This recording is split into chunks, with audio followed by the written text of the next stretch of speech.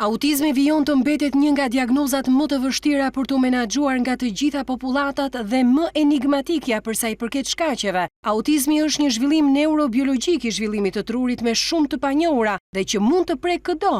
Sipas Qendrës së Kontrollit të Sëmundjeve në Shtetet e Bashkuara, ky çrregullim prek 1 në 36 fëmijë. Në Shqipëri, sipas të dhënave që Ministria e Shëndetësisë i ofroi në rrugë zyrtare Radio-Televizionit Shqiptar, 2467 persona me çrregullime të spektrit të autizmit trajtohen me pagesë të aftësisë së kufizuar nga programi mbrojtje sociale dhe 1450 prej tyre mbështeten edhe me pagesë për shërbimin e ndihmësit personal. Fëmijët me çrregullim të spektrit të autizmit përfitojnë në total nga 76 shërbime publike, ditore dhe rezidenciale në të gjithë vendin. Fëmijët me këtë çrregullim kanë të dëmtuara disa funksione, por 3 prej tyre janë më të rëndësishmet: dëmtimet në marrëdhëniet sociale, dëmtime në komunikim dhe dëmtime në mënyrën e sjelljes. Shkencëtarët ende nuk e dinë shkakun e saktë të autizmit. Çrregullimi i cili zakonisht diagnostikohet në fëmijërinë e hershme, mendohet të ndodhë për shkak të një kombinimi të faktorëve gjenetik dhe atyre mjedisor.